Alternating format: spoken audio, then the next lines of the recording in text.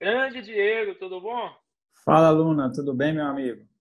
Boa noite, parceiro. Como estão Boa as noite. coisas? Tudo bem, tudo tranquilo, muita chuva aqui em Boa Vista. Tá tudo Já bem. tá, já tá em Boa Vista. Já, já. Começou a trabalhar aí quando? Eu comecei dia Primeiro agora de abril? primeiro de abril. Não foi mentira, não. É verdade Não mesmo. foi mentira. Não. Que beleza, hein? Que beleza. Aí sim, cara. Satisfeito da vida aí. Sim, muito feliz. A vida de aprovado é muito melhor que a vida de quem não foi aprovado ainda, né? Eu não tava até no ontem depois aqui da live que eu fiz aqui, fui no boteco ali encontrar com os meninos, né? Aí os meninos até sugeriram, nossa, devia um amigo nosso aqui gosta de tomar uma confusãozinha, né? Sugeriram, não, tem que fazer uma live com o Ursão contar pra galera como que era a vida antes de passar e como que é a vida depois de passar, pra ver como melhora, pra dar aquela motivação. Né, Eu, não? não, eu ainda não posso falar que é muito melhor porque eu tenho nem um mês de auditor e É, ainda não veio nem o primeiro salário ainda, mas só a cabeça já é, fica muito melhor. a hora que cair o salário, vai melhorar. Entendeu? Aí, Sim, mas ouvi falar que o salário é bom, ouvi falar. eu também ouvi. Depois a prova eu não Ah, tive ainda não. há boatos que o salário é bom, né? Há boatos, né? Há boatos Sim, que é sim. só o maior que teve ano passado. Mas a Mas, cabeça melhora instantaneamente. com certeza, com certeza. Mas então, Diego, começando aqui o nosso episódio aqui, esse aqui é o episódio número 8 com o Diego aprovado, né, no Fisco de Roraima. Conta pra gente aí em detalhes aí, Diego, qual foi a sua aprovação, porque para estar no podcast tem que ter passado de verdade, não tem aprovação caô, aqui, é aprovação de verdade. Do tipo que o cara ganha, como se diz, ganha a carteirinha aqui e sai autuando os outros na rua. Vai Isso. lá. Então, eu fui aprovado para a Cefaz Roraima, minha primeira aprovação. Fui aprovado em 21º lugar. E é isso. Foi nomeado agora, né? Agora em março, não foi? Fui nomeado. A minha nomeação foi dia 31 e o exercício dia 1º. Que A minha beleza, hein? posse dia 31 e o exercício dia 1º. E a nomeação foi poucas semanas antes. Show de bola, não. Bom demais. Aumentei o brilho do celular aqui. Show de bola. Então, Diego, vamos começar aqui. Gosto sempre de puxar bem desde o início, não só da preparação, mas do background da vida da pessoa como um todo. Acho que é importante. Conta pra gente aí rapidamente qual a sua idade hoje, de onde você é, que faculdade você fez. Eu tenho 31 anos. Assim como você, eu sou do interior de Minas. Eu sou de Sobralha, região ali de Governador Valadares. Sou formado em engenharia civil e engenharia ambiental. E comecei, assim como muitos engenheiros que viram concurseiros, não estava muito feliz no mercado de trabalho, com a profissão, entre outros fatores, e comecei nessa vida aí de concursos. Uhum. Formei no final de 2014 e iniciei meus estudos em fevereiro de 2017. Você começou o estudo em fevereiro de 2017. E você já Isso. começou especificamente para a área fiscal ou você estudava para outra coisa antes? Não, não, foi direto para a área fiscal. Hoje eu falo iludido pelo concurso iminente da Receita Federal. Mais um. Mais um, mais um. Ah, mais um fruto da Receita Federal iminente, né? Fruto daqueles anúncios sensacionalistas de cursinho. Exatamente. Pelo menos no seu caso, teve um final feliz, né? Porque depois Teve, você, teve. você aprendeu a estudar, descobriu como funcionava a área fiscal, mas tantas pessoas aí que, né, às vezes, pessoas mais inocentes e tal, pessoas que não têm não teve a mesma atitude que você nos estudos, né? Toma decisões equivocadas aí, achando que você vai sair um concurso muito grande, que vai ser muito fácil de passar, e não sei o quê, e vai sim, ganhar 20 mil, 30 mil, de uma hora para outra, né? sim, sim. E o pessoal pega muito nisso, né? De tentar empurrar as coisas para as pessoas mais inocentes, assim. Sim, e eu fui inocente por 2 anos, para te falar a verdade. Fui 2 anos, eu tenho até resumo esquematizado de comércio internacional, de legislação aduaneira. Eu fiquei 2 anos nessa. Você Não foram ficou perdidos nisso. porque eu peguei alguma basezinha, né? Mas só a partir de 2019 que eu comecei, que eu realmente comecei a ficar competitivo, que eu me desencanei de Receita Federal. Mas eu fui ingênuo durante 2 anos. E Fiquei você ficou iludido. dois anos estudando casas específicas lá, crente que ia sair. Crente que eu saí. Eu fiquei com aquela É, mentalidade, eu quero Receita Federal porque eu vou poder morar perto de casa. mas isso é uma ilusão muito grande, né? Porque Muito, muito. você voltar para Minas, por exemplo, pela Receita Federal, tem gente que está lá há 10, 15 anos e fala, não conseguiria ter voltado até hoje. Sim, sim. É, eu imaginava que era algo muito rápido. Ah, tomei posse, Não, fiquei estágio probatório aqui na fronteira, depois eu vou voltar para onde eu quiser. É assim não. eles vendem essa facilidade aí, mas a gente sabe Sim, como é que sim. a banda toca diferente, né? Mas aí, em 2017, você começou pela Receita Federal iminente, né? E em 2019 caiu a ficha que não valia a pena você ficar focado naquilo e que você devia estudar para a área fiscal como um todo. Foi mais ou menos isso. Sim. Foi no final de 2018 eu decidi largar meu emprego. Aí em fevereiro de 2019 eu casei. Aí a corda começou a apertar o pescoço. Aí eu falei, não, tem que passar logo. Aí eu fui e falei, não, eu vou pegar uma base boa e o que sair eu vou fazer quando eu tiver uma base boa. Aí Sim. eu voltei a estudar, assim, porque no final de 2018, de dezembro até fevereiro de 19, eu fiquei sem estudar, em virtude do meu casamento. Aí estava no meio do Uhum. edital da Cefaz Bahia, então foi meu primeiro concurso, foi o seu último, foi o meu primeiro. Você fez Eu a Cefaz resolvi, Bahia aqui. isso, eu resolvi encarar, assim, só para ver como é que era, eu não tinha nem visto um ICMS na vida, só né, uma Lei Candir na vida, assim, mas eu entrei no meio do edital, fui relativamente bem, mas Sim, nada sim. perto, assim, de passar. Mas nesse seu início nos estudos, né, você passou aí 2 anos estudando para a Receita Federal, você estudou muita legislação específica, mas de certa forma pegou a base também nas matérias mais básicas de fisco, e aí ali em 2019 você viu que aquele negócio de, como eu costumo brincar, né, Receita Federal é uma fria e vestida de Uma esquimó, gelada. Uhum. e, e aí você resolveu abrir o leque para o restante da área fiscal, e foi logo que saiu a Cefaz Bahia, né? E aí você Sim. já começou, você já se voltou para a área fiscal de forma geral para a Cefaz Bahia, não foi? Sim, sim. E a Cefaz Bahia foi um divisor de águas para mim, porque aí que eu vi que o buraco era mais embaixo, que a margem de erro era mínima, que o nível era extremamente alto, porque se eu fosse esperar a Receita Federal para ser meu primeiro concurso, eu teria quebrado a cara, porque eu iria encarar quem já estava forte nos estaduais, por exemplo. É o que a gente sempre fala, né? É o que eu sempre falo aqui, que você focar na Receita Federal tem dois problemas muito grandes. O primeiro é que, novamente, tudo que você mais quer enquanto concurseiro é mitigar a incerteza. E quando você bota, né, como costumo dizer, todos os ovos da mesma cesta, né, você é muito gênio para saber que você tá aumentando seu risco enormemente, né? Até se você for Uhum. olhar para tração paralela com investimento, né, a primeira coisa que todo mundo fala é o quê? Diversifica, né? Diversifica entre empresas, diversifica entre setores, diversifica entre tipo de ativo, diversifica até geografia, compra coisa de outros lugares do mundo para quê? Você diluir o risco, né? Aí quando você Sim. concentra toda sua única chance num único concurso, né? Você fica com um risco muito grande. E Uhum. justamente, né, pelo segundo fator que você disse, que a pessoa, se você ficasse esperando a Receita Federal, quando ela saísse, imagina que ela sai hoje, você vai enfrentar que pessoas, né?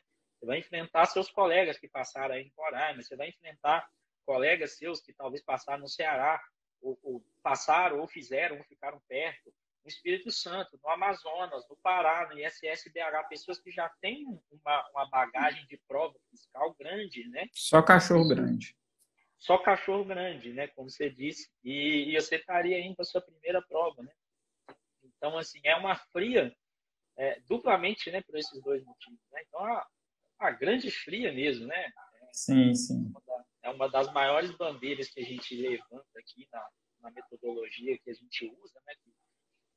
Do EAD, que você, em pré-edital, né? Principalmente você iniciante, você não afunila por concurso específico, né? Seja Receita Federal, seja qualquer outro, porque não faz sentido, né? Até porque você tem um tempo de maturação ali que te tira a previsibilidade do que vai sair quando você estiver competitivo, né?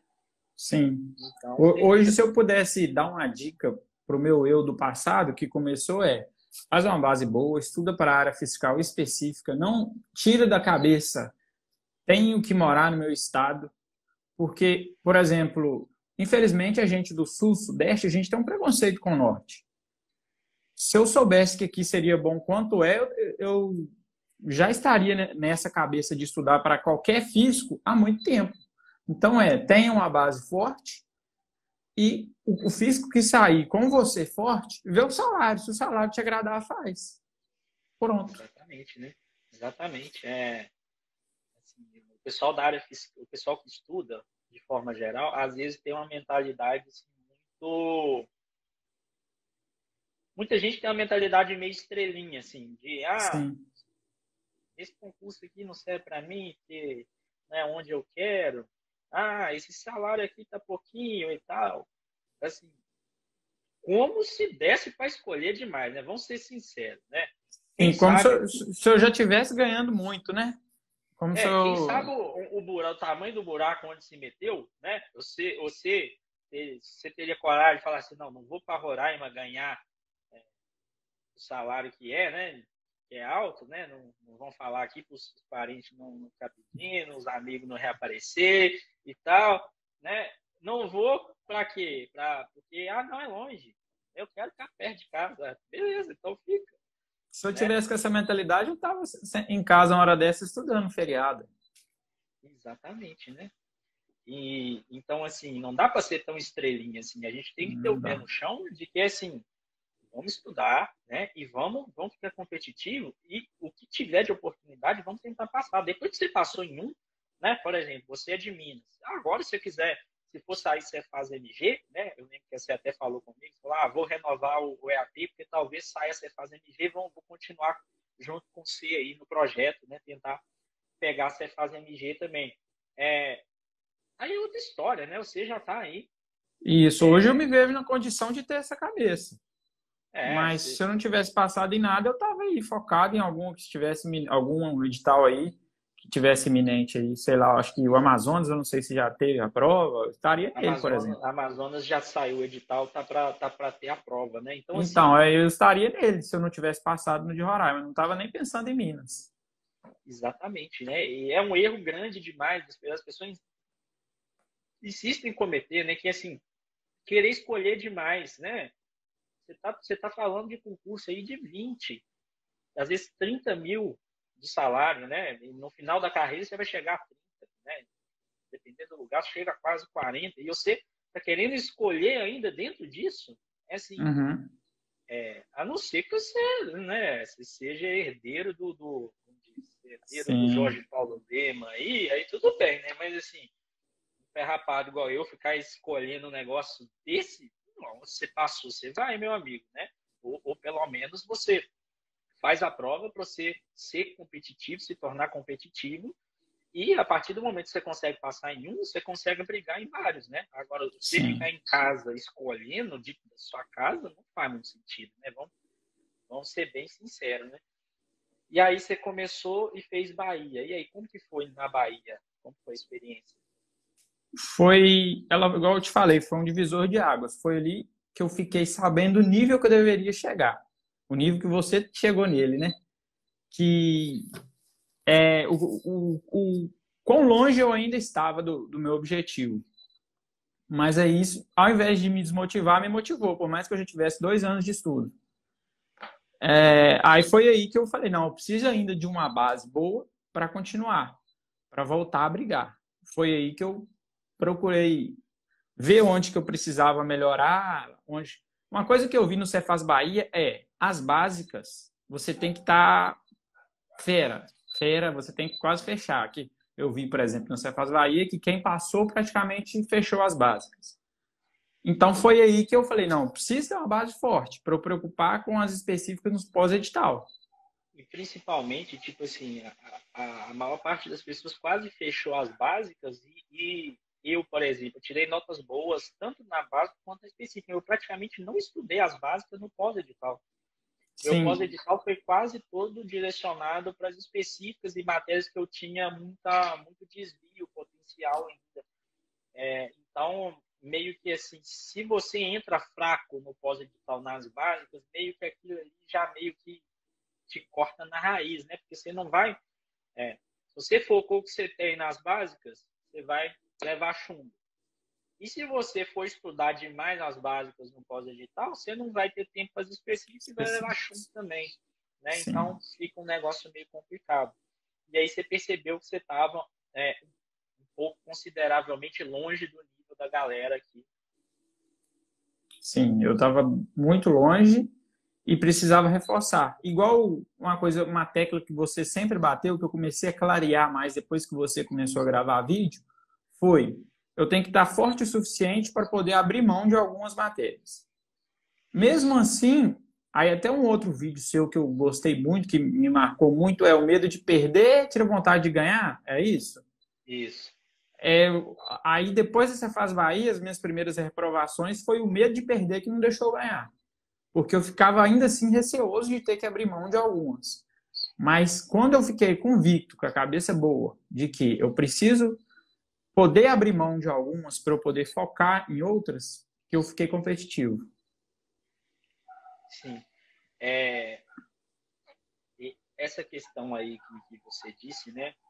Foi uma coisa que até o Lucas também, que foi o primeiro episódio, ele falou muito disso, né? Que a gente tem que entender isso, que o normal nesse nível de competição é você ir para a prova, mesmo estando forte, mesmo você tendo estudado muito, tendo uma base forte, o normal é você ir para a prova e não conseguir ficar nas vagas. Esse é o normal, Sim, pelo nível da competição, né? Porque assim como tem você que está forte, tem mais pelo menos 100, 200 pessoas que estão fortes e tem 30 vagas. Então, naturalmente, né, você vai ficar dentro ou vai ficar fora, tirando os caras que passam em primeiro, segundo, terceiro, tirando o Roberto provavelmente Black, nada tiraria dele. Tirando o Roberto da vida, nada tiraria, ele tá até na live aí, abraço, Roberto. Nada tiraria a vaga dele. Mas, via de regra, não. Via de regra fica tudo emboladinho ali, né? sim, no Então, meu concurso mesmo, se eu parei para analisar, se eu errasse mais uma, duas das específicas, eu cairia lá para baixo. Estava fora mesmo, muito longe. Então a briga é, lá em cima é por poucas unidades de ponto, não é nem dezenas, não, é menos de 5 pontos pois para é, você estar dentro ou fora. era um X que você. Uma resposta no gabarito que você passasse errado, você estava fora, né? Então, assim, é muito interessante você. Quando você. E a gente consegue ver isso muito melhor depois que a gente para de estudar, por exemplo. Quando você vai olhar um negócio de fora. Quando você está olhando de dentro, né? Você é muito envolvido emocionalmente com a preparação. É muito difícil você ter clareza desse tipo de coisa. Mas quando você vê de fora, você vê que assim, a diferença entre você passar ou não é quase sempre no detalhe, e ali é muito embolado, né? Tem muita gente competitiva, né? Vamos supor, sei lá, na sua prova você tinha talvez 100 pessoas muito fortes no nível de passar e 30 iam passar, né? 100 pessoas, 70 não ia passar. Então é sempre muito no detalhe. Meio que a estatística é sempre meio que contra você. Assim. Porque para você passar Sim, na prova de fiscal hoje dentro das vagas, você tem que fazer uma prova ali. Assim, você não tem muita margem para você fazer merda dentro da prova, sabe? Você tem que fazer uma prova assim, não perfeita, mas vacilando o mínimo possível. De forma que, assim, você meio que entra para a prova com. Você entra no pós-edital, você entra na prova meio com a probabilidade meio virada contra você, né? porque assim, você tem que fazer uma prova muito próxima de ser uma prova perfeitinha para você ficar dentro.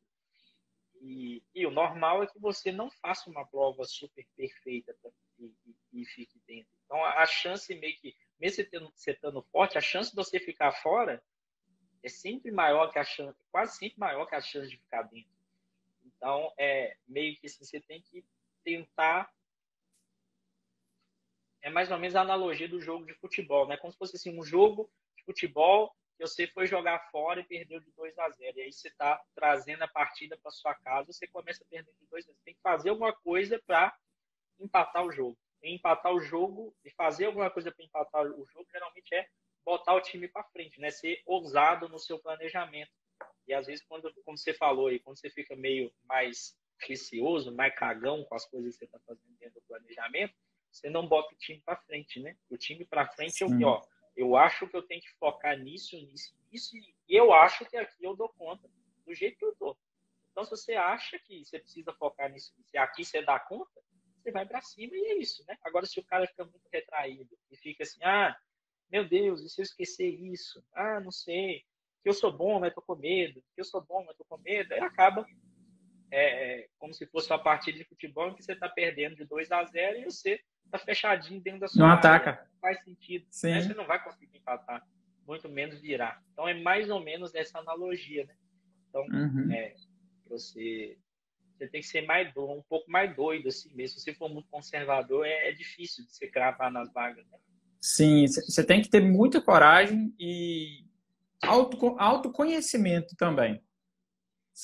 Hoje você tem uma infinidade de métricas para saber o seu conhecimento. Mesmo assim, você pode se auto-sabotar nesse site de questões, mas hoje eu tenho ao meu favor essas métricas para saber quando que eu posso ter essa coragem de abandonar algum conteúdo e focar em outro.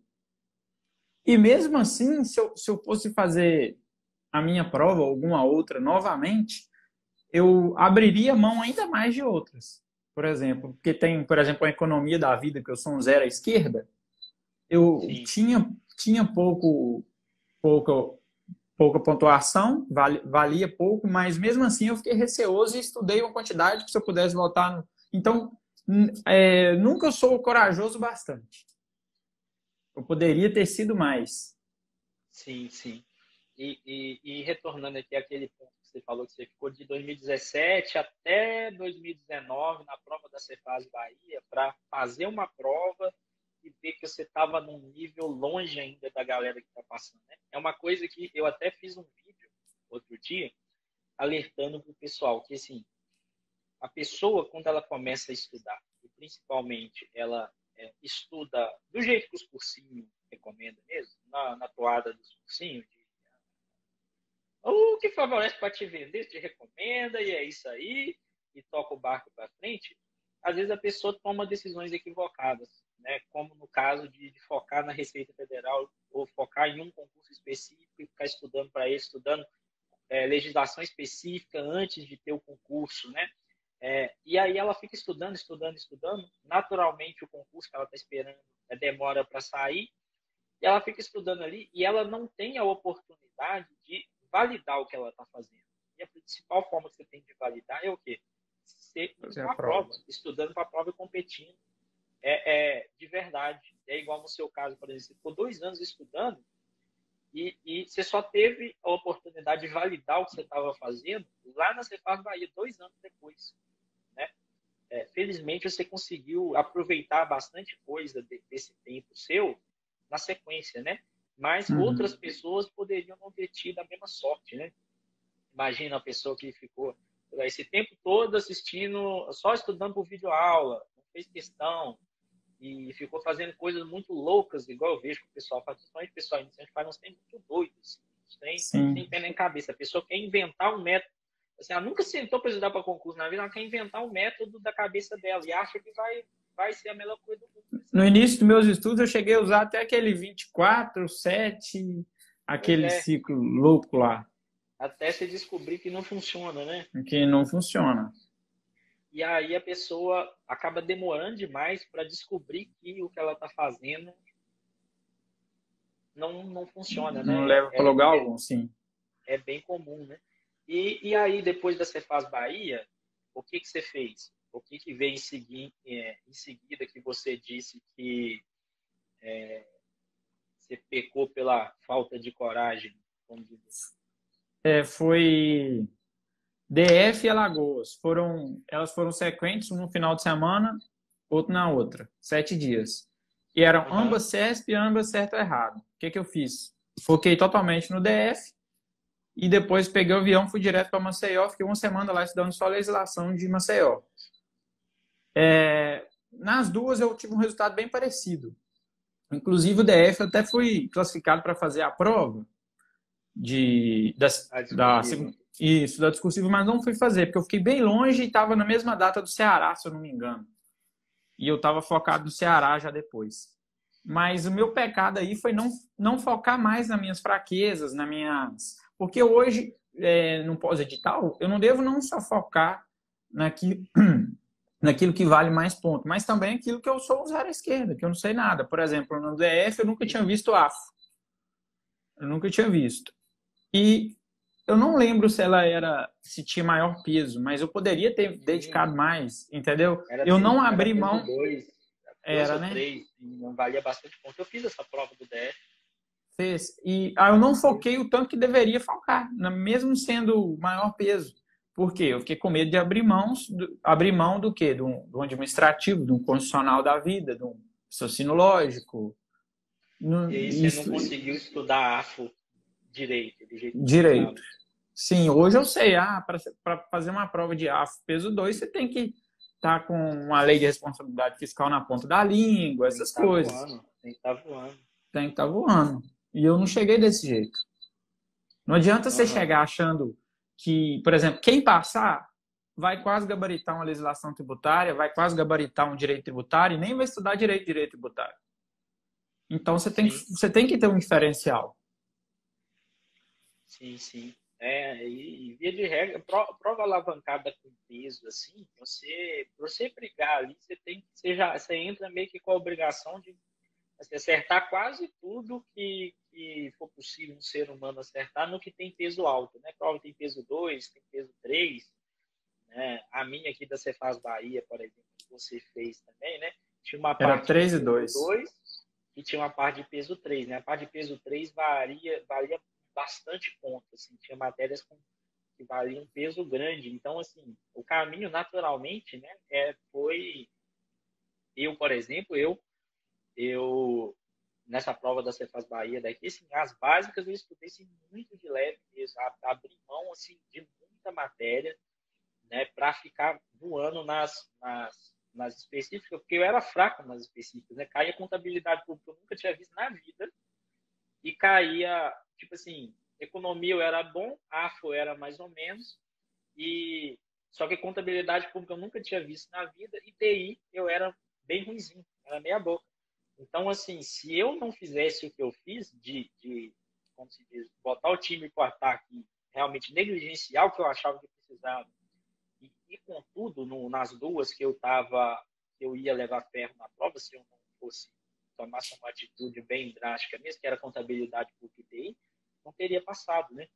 E acabei conseguindo passar, mesmo tendo saído do zero em contabilidade pública, que não é uma coisa boa para quem vai entrar com uma prova de controle. Se vai entrar para fazer uma prova de controle, se é zerado em contabilidade pública, você já está assim, mas já não começa bem, né? Já começa mais complicado. E acabei conseguindo ficar em segundo aqui, mesmo não tendo base nisso.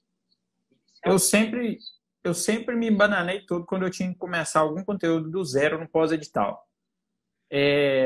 Na Bahia, para mim, foi TI e inferencial, estatística inferencial. TI eu estudei muito, mas deveria ter estudado mais, e só aprendi a estudar quando eu li seu e-book. Inferencial até hoje eu não aprendi. Mas porque não teve muita necessidade de inferencial depois, teve? Teve. No Ceará, eu fiz o Ceará, no Ceará foi. Eu tentei, assim, no meu de Roraima teve e eu acertei por causa do Anki, que eu joguei fórmula lá e caiu o que eu tinha no Anki, por exemplo. Aí você decorou as fórmulas lá e sucesso. Uhum. E aí no Ceará, como que foi? No Ceará já foi minha pior prova, foi uma coisa que me desanimou muito, foi meu pior resultado. Foi uma prova atípica, mas também não tem desculpa. Foi pior do que Bahia, DF e Alagoas? Foi muito pior. Para mim, quando eu fui fazer o Ceará, foi a primeira vez que eu tinha visto seus vídeos, que eu sabia que eu tinha que focar, abrir mão de outras, etc. Só que era muito difícil fazer isso no Ceará, porque o Ceará não falava quantas questões ia cair de cada, não falava peso nenhum. E tinha muita matéria também, tinha muita matéria nova, né? Muita matéria Foi nova. uma coisa que foi até desafiador. Foi muito desafiador na época que eu fui montar o planejamento do Ceará. Felizmente, creio que deu certo, porque a gente teve pouquinhos alunos naquela época que executaram e a gente teve dois aprovados nas vagas. Foi o Thales e foi a Camila, né? O Thales, esqueci a colocação dele, a Camila ficou em terceiro.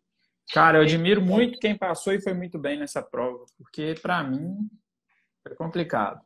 Creio que o planejamento ficou bom, mas eu lembro que foi muito desafiador pelo seguinte, né? Uma das grandes bandeiras que a gente levanta dentro do EAD é a questão de acertar a alocação no pós-edital, que é justamente isso que você falou, né?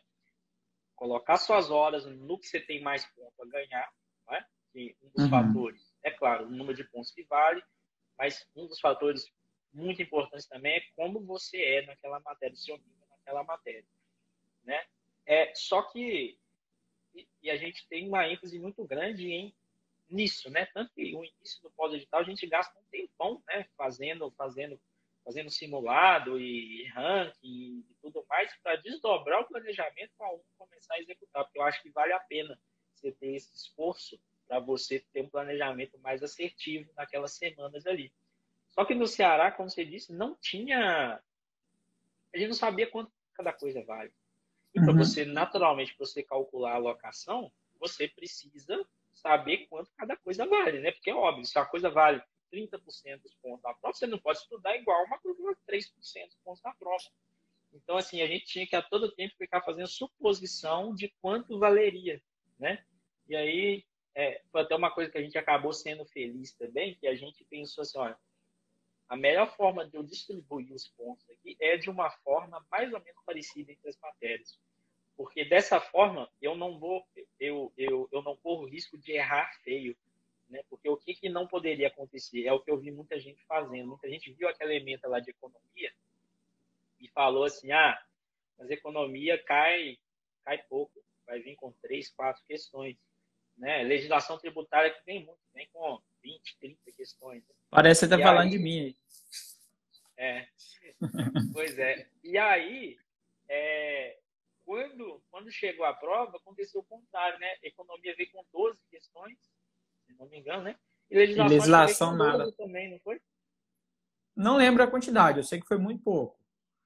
Acho que foi 12 também. Só que todo mundo esperava que ele ia 20, 30. Isso, né? A minha cabeça era essa. Eu falei, não, eu vou focar em legislação tributária, vou estudar muito, e de fato eu fiquei voando, mas chegou na prova. Sim. E quando eu pensei assim, eu vou estimar pela média, vou fazer uma coisa assim, mais ou menos parecida para todos. Claro que em algumas matérias você tem subsídio para achar que vai vir mais questão, mas quando o grande risco era o quê? Era eu tentar chutar e acertar o oposto. Por exemplo, eu chutar que a economia iam vir 3 questões e vinha 12. Aí eu fudi o aluno, né? Porque eu botei a alocaçãozinha desse tamanhozinho aqui e veio enorme. Ou eu poderia fazer o contrário, né? Achar que, não, 30%, 30 questões de legislação. Entocha o cara de legislação. E fica o pós-edital inteiro estudando só legislação. E aí, a hora que vê, vem 10. Fudi o cara também. Então, eu pensei assim, o menos arriscado para mim aqui é eu ir mais ou menos pela média. Porque aí eu não corro risco nem de errar de mais para cima, nem de mais para baixo, né? Porque de 3 para 12, a média é 7,5. Se eu boto 8 ali, né, eu não vou errar demais, nem para cima, nem para baixo. Vai ser uma coisa mais ou menos ok. Sim. E acabou que na prova veio sem coincidência, não dava para adivinhar, mas acabou que na prova veio uma distribuição bem parecida entre as disciplinas. Sim, veio muito homogêneo em relação às disciplinas. Veio bem homogêneo, né? Claro, foi Veio. sorte da minha parte, né? Mas foi Uhum. pensado justamente em pelo menos não errar feio. Porque se você erra feio, dá problema, né? E aí, você lembra quando você me conheceu? Você me conheceu antes, né? Porque você falou que você já vinha assistindo, consumindo conteúdo, os vídeos. Você lembra quando você entrou pro EAT? Você lembra? Eu entrei logo que eu saí do Ceará. Eu saí e foi vendo esses resultados que você me disse, dos seus alunos no Ceará, que eu falei, não, se eu tivesse com ele nesse... Eu já estava vendo a possibilidade de até antes do Ceará. Só que eu com insegurança, não, vou ficar aqui na consultoria que eu já estou há muito tempo, até arrependo amargamente. Mas aí acabou o Ceará, eu falei, não, eu vou para lá, que eu acho que é lá que eu vou me dar bem. Eu conheci o seu Instagram, não sei, alguém na época foi pouquíssimo tempo depois que você passou na Bahia e você começou a divulgar alguns. Eu acho que no início você divulgava sempre em texto, se eu não me engano. Você Sim. tinha bons textos. Aí eu comecei a ler, alguém compartilhou um desses textos, eu comecei a acompanhar. Aí veio o EAT, os vídeos. Foi aí que eu comecei. E muitos vídeos seus me marcaram muito. Muitos mesmo. O medo de perder tira vontade a vontade de ganhar, o fator sorte, que Sim, acontece muito, que sim. influencia bastante. Foi o que Muitos vídeos sobre. o... Quem que falou isso, gente? Acho que foi o Roberto mesmo que falou isso. Sim, e o Roberto até comentou comigo, já comentou Sobre comigo a respeito disso, esse do fator sorte. esse do Porque, fator sorte, né? Porque ilustra bem, né? sim, eu vou dar um exemplo pessoal aqui, o que houve nessa prova de Roraima. Nos concursos que eu fui reprovado, quando era certo e errado, mas sabe quando é certo e errado, mas tem alternativa? Mas tem itens, aí mesmo assim você fica entre dois, entre três, alguma coisa assim. E de alternativas, aí você fica entre duas, vai lá e marca errada. Fica duas, vai lá e Sim. marca errada. No de Roraima, teve várias questões que eu fiquei, várias não, né? Umas cinco, seis, sei lá, que eu fiquei entre duas e não sabia, e todas que eu marquei foi a certa.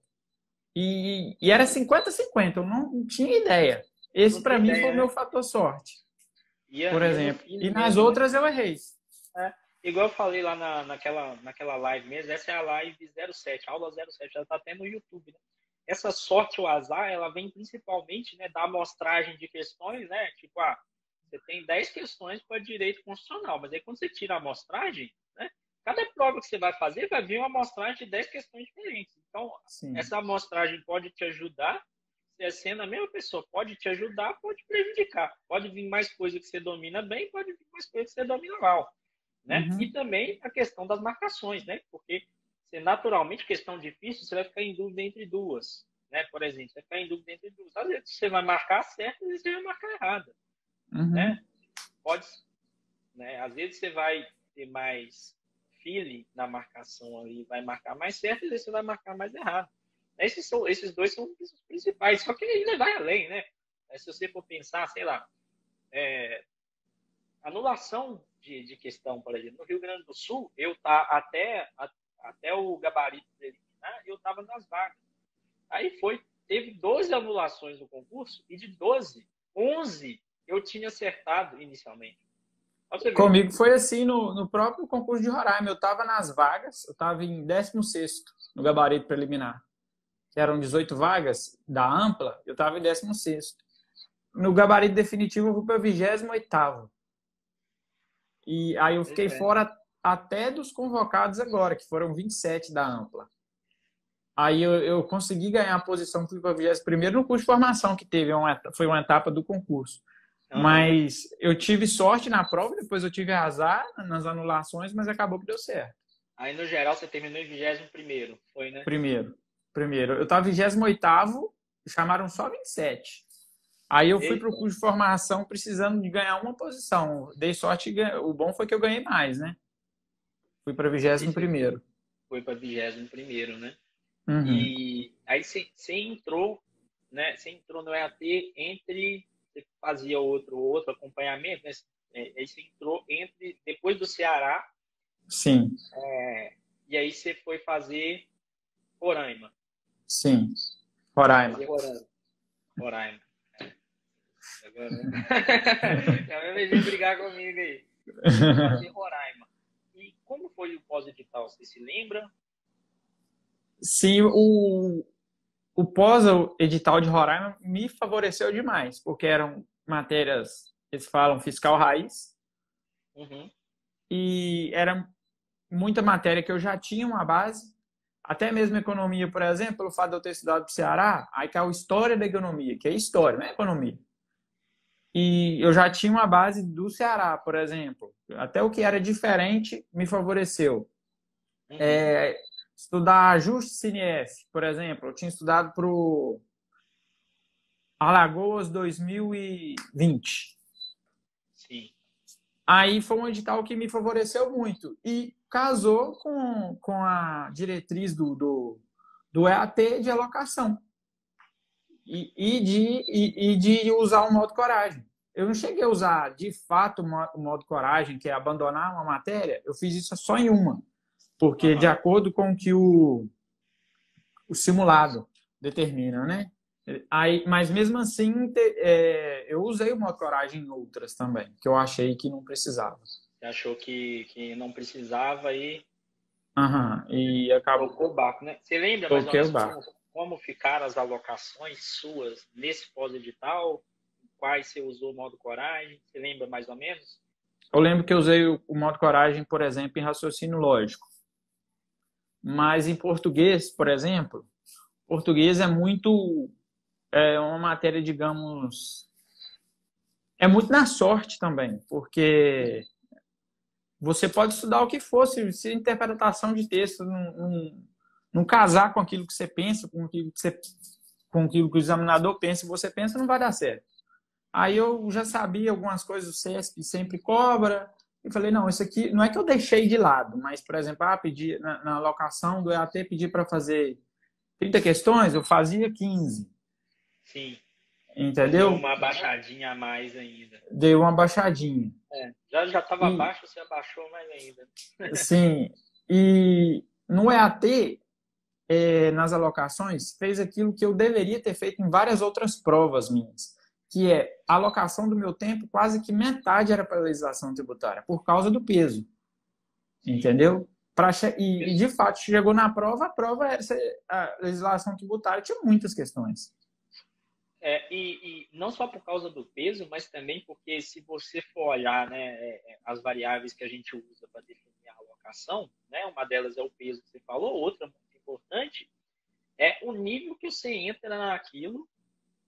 Quando você entra no pós-edital, naturalmente você entra em legislação. A legislação é uma matéria que você entra praticamente zerado nela, você só sabe a lei Canqui, você não sabe a legislação específica e que ela vai muito ponto. Então, naturalmente, né, todo pós-edital, até hoje, todo pós-edital que a gente fez, a alocação de legislação sempre fica alta para todo aluno, né? Porque ele entra com nível baixo, porque ele não domina a legislação específica e vem valendo muito ponto, né? Por exemplo, eu estudando, supondo que eu não conhecesse o EAT, não tivesse tido essa mentalidade, que você me ajudou a abrir os olhos. Se eu fizesse uma alocação que metade do meu tempo fosse para uma matéria só, eu falei, não, esse planejamento tá maluco. Não ia ter coragem, né? Não ia ter coragem, não. E na minha alocação era isso. A maior parte do tempo, a maior parte dos meus estudos tinha que ser legislação, por exemplo. Aí eu acreditei, tive coragem, deu certo, estou aqui. Dá certo, dá certo. Nós é doido, mas dá certo, é bem pensado. É doido, mas é bom. É doido, mas é bom. Graças a Deus deu certo. Mas é aquilo, né? Você tem que, né, assim, claro, como você mesmo falou, você fez pequenos ajustes ali, né? Por exemplo, português. Você achava que assim, não preciso gastar tanto tempo em português, posso até abaixar um pouquinho, né? Só que assim, o número é um número, né?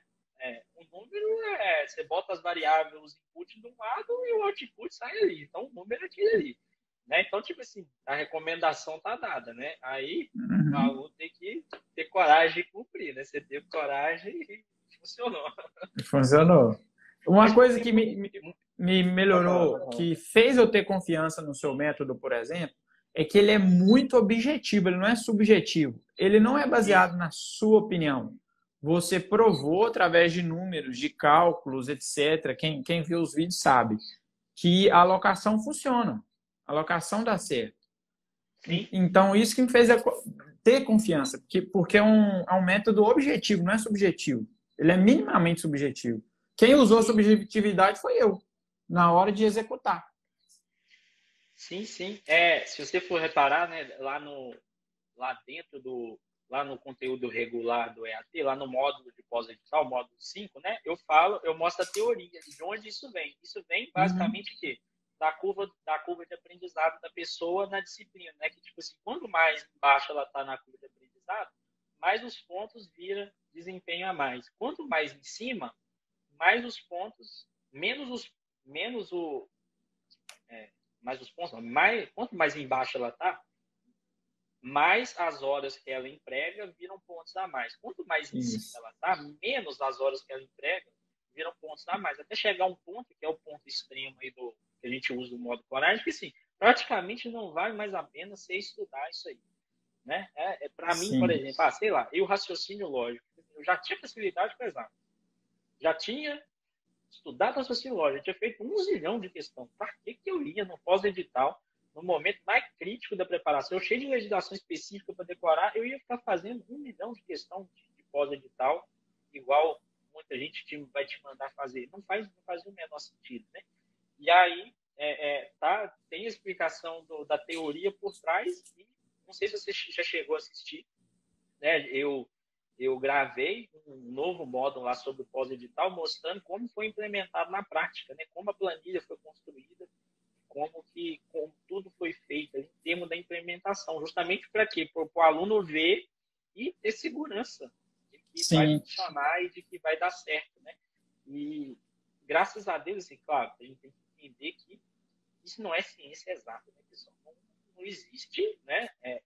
Não existe Deus, né? Não existe Deus, mas não é o Luna, né? Longe de mim, né? Não dá para você acertar as coisas que envolvem erro com a precisão, né, de uma vírgula. Só que, assim, via de regra, a gente tem acertado bastante, né? Já entrevistei bastante gente, né? Dou até o exemplo, por exemplo, do Eider, que foi segundo lá na Faz Expedição, que eu lembro que ele me falou, pessoal, olha que eu vi aquilo, né? Agora que eu vi aquilo ali, eu achei que você estava ficando doido.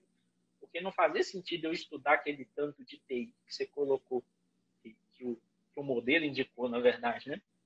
Aí depois, chegando no final do planejamento, ele falou assim, se eu não tivesse estudado naquela carga horária, eu não tinha chegado na prova do jeito que eu cheguei. Porque foi assim, a conta do chá para chegar na prova voando. Foi meu caso com legislação tributária. Por mais que fosse muito importante, eu não iria estudar aquele tanto que o EAT determinou ali, né, através do simulado. Pois é. Uma coisa que me marcou muito é que eu assisti essa live de você explicando como funciona o método. Eu lembro que eu não sei se foi junto nessa live, se foi pouco tempo depois, que você explicou que para provar que a gente não esquecia fácil as questões quando a gente chega em determinado nível. Que você, depois de tanto tempo sem estudar, você foi no TEC e resolveu umas questões. Não sei se foi na live ou gravou um vídeo para isso.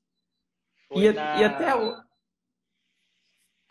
Não sei. Talvez tenha sido pode ter sido na live do certo e errado. Ou pode ser em alguma outra. Eu já fiz isso, sim. Sim, aí eu vi que, por exemplo, você, depois de estudar tanto tempo, parou de estudar e lembrava de alguma coisa ainda. Lembrava. Sim, aí o que acontece no pós-edital? Né? Assim, depois que você fica mais experiente, você começa a questionar as coisas, você vê que muita coisa do que fala no mundo não faz o menor sentido.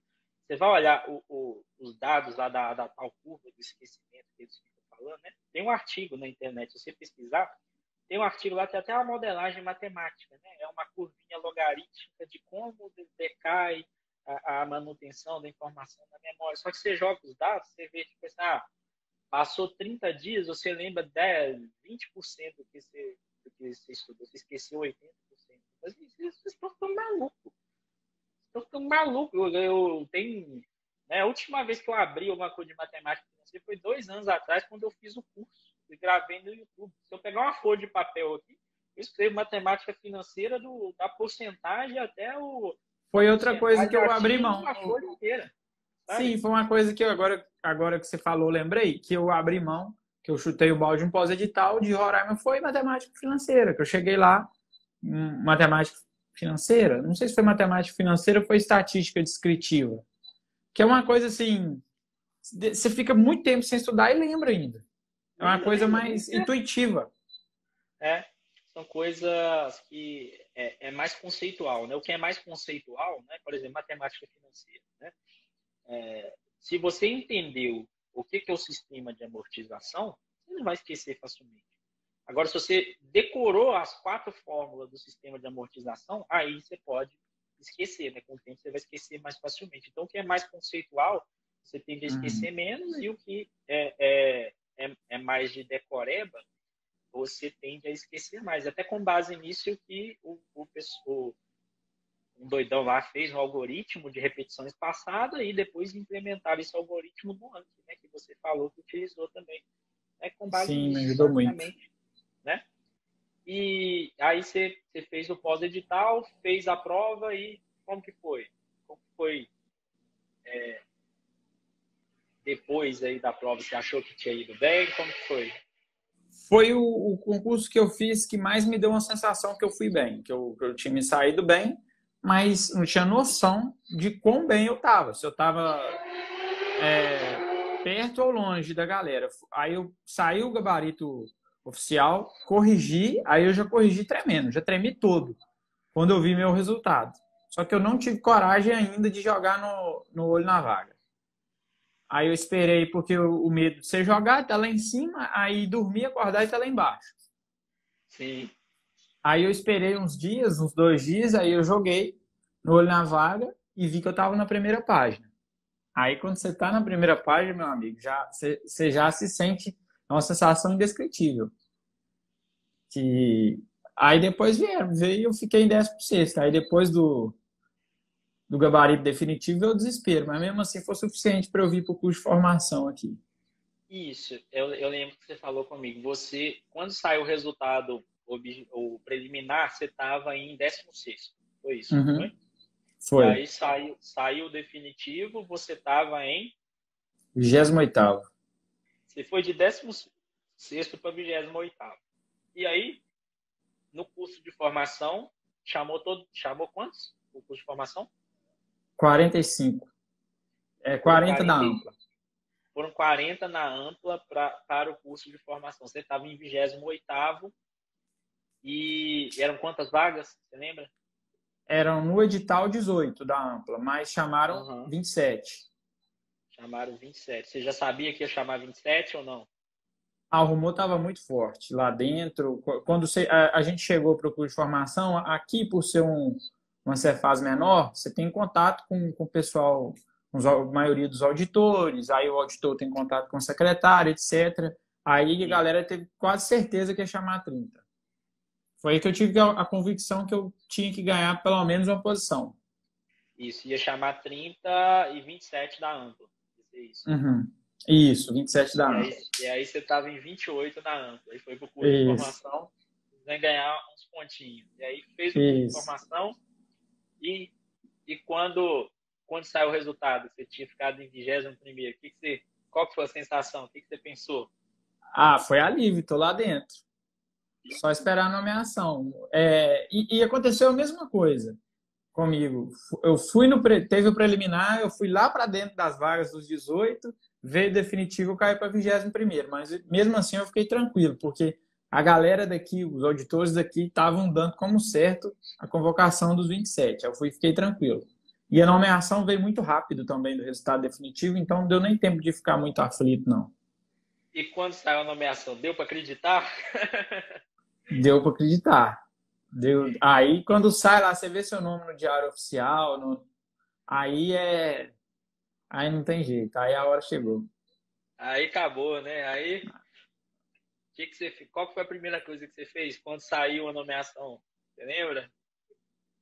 Cara, foi o seguinte, porque aqui foi muito atípico, porque a certeza da nomeação veio antes da nomeação em si, porque aqui a gente teve muita informação do pessoal. Então, quando a nomeação saiu, eu já sabia que ia sair a nomeação.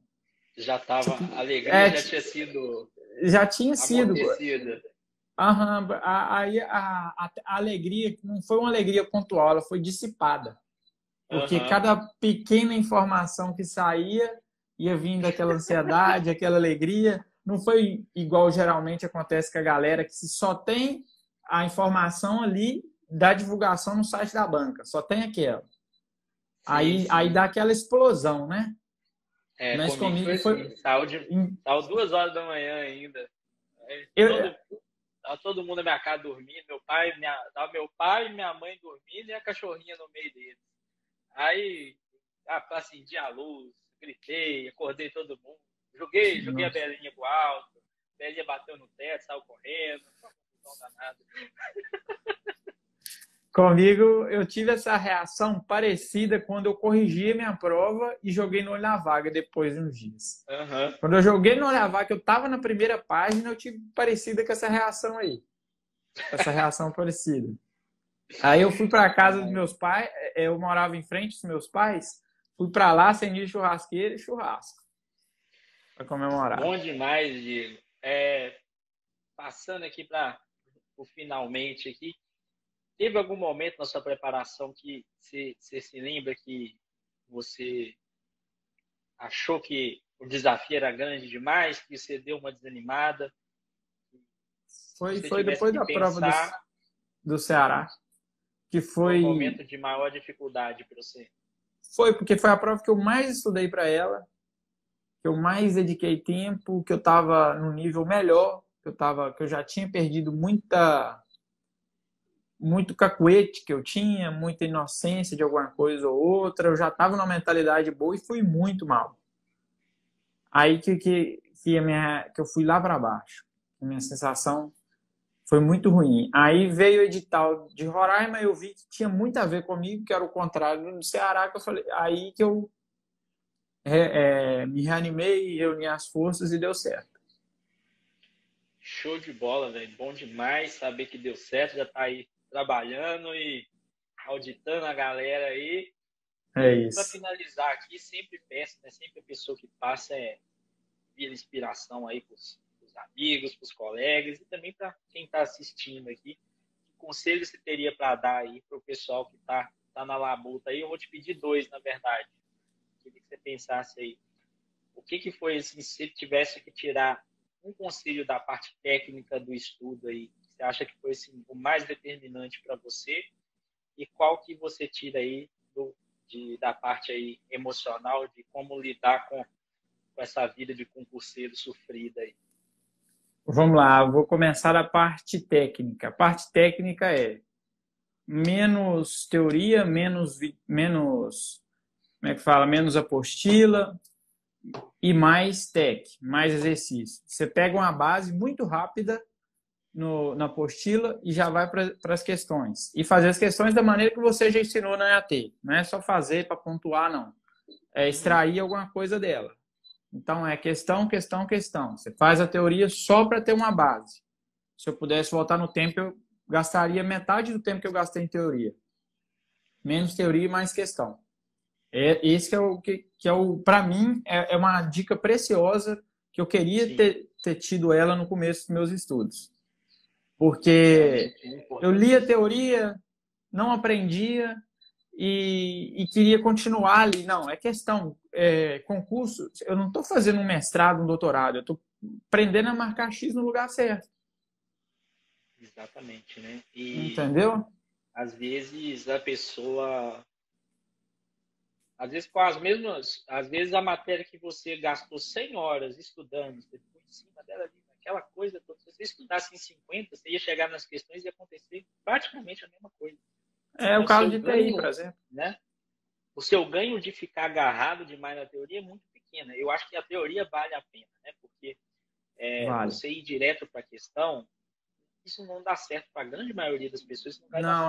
O estudo reverso comigo não deu certo, não. Eu tinha que ter uma basezinha mínima nas questões. Exato. Já mais para chegar.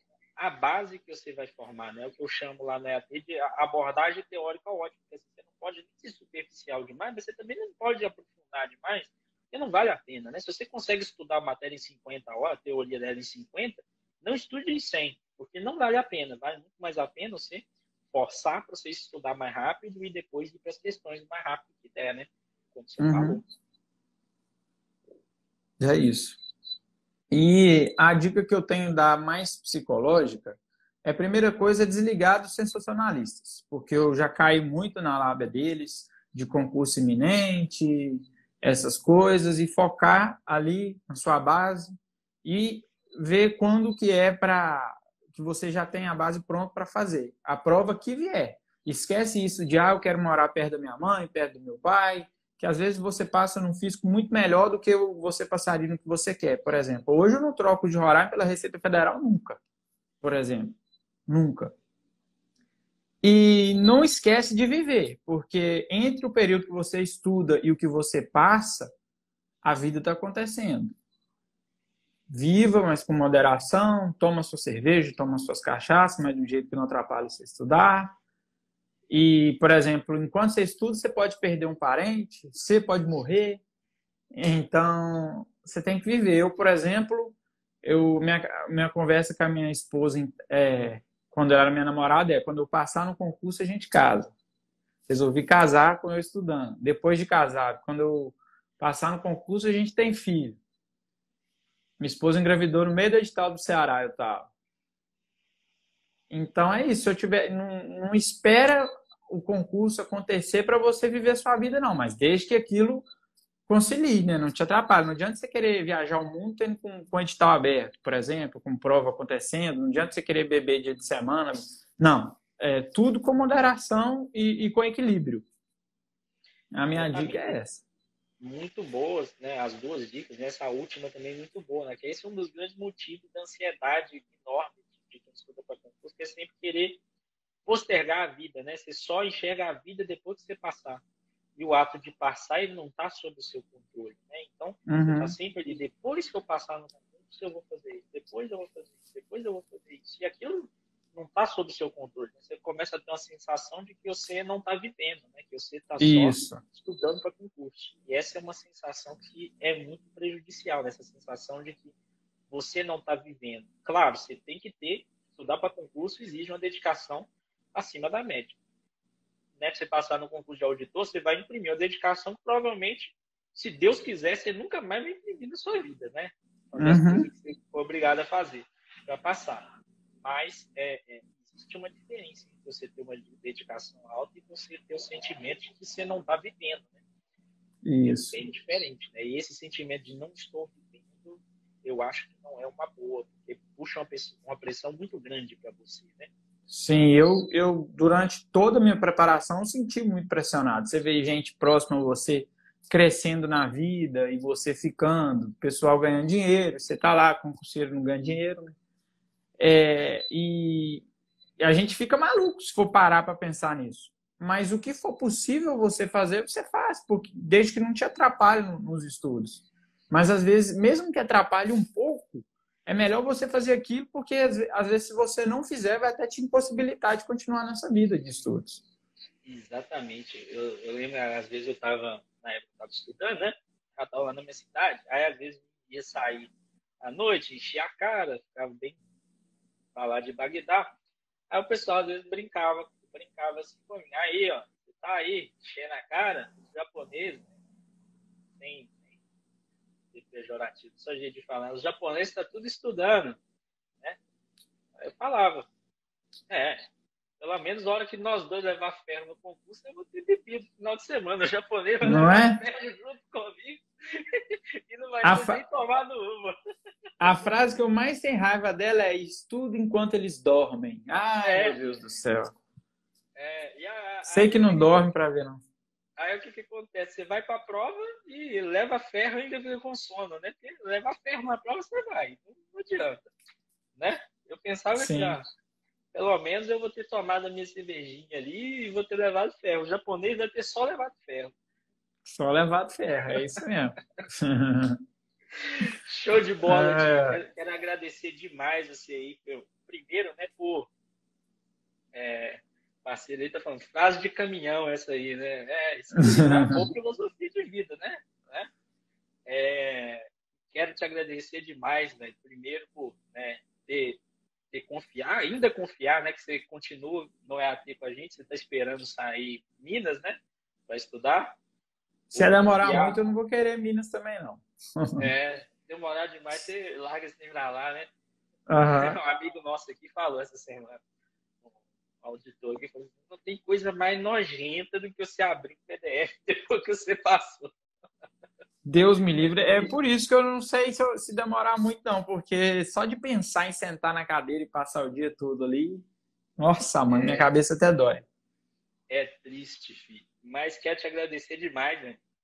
Por ter confiado em uma coisa tão importante que é a preparação para concurso aí no nosso projeto, né? Ter sido aluno, ainda ser, na verdade, né? Aluno do EAT. E te agradecer demais também pela disponibilidade de trocar essa ideia aqui. Tenho certeza que vai ter ajudado muita gente, né? A gente faz o podcast aqui, depois edita ele bonitinho, bota lá no Spotify, que aí, como é um bate-papo, a pessoa pode ouvir fazendo academia e tudo mais, e com certeza vai ajudar muita gente e vai inspirar muita gente também a trilhar um caminho aí bacana nos estudos, né? Longe daquelas loucuras, né, dos sensacionalistas, um caminho que dá resultado mesmo para a pessoa e faz ela chegar na aprovação. Valeu demais. Tamo Luna, junto. eu também quero te agradecer muito por compartilhar seu conhecimento, me ajudou muito. Você é um cara sensacional. Obrigado por ensinar tudo isso para gente, porque me ajudou demais. E a dica que eu dou para quem está começando a estudar é corre para o EAT, porque o resultado é certo. Show de bola, mano. Aí, como se diz, não precisa ser sensacionalista, né? O aluno fala um negócio desse, acabou. Né? O marketing Não, está feito. só de você não falar que tem edital algum iminente, para mim já tem meu crédito. Nunca postei uma notícia de concurso. Nunca. Tá Pode certo. rolar meu feed para baixo, não tem uma notícia. É isso aí. Show de bola, Diego. Brigadão. Luna, valeu, grande abraço aí. Tamo junto e Tamo é junto. nóis. Tamo junto nessa. Valeu. Valeu. Falou, Valeu, galera. falou. Brigadão.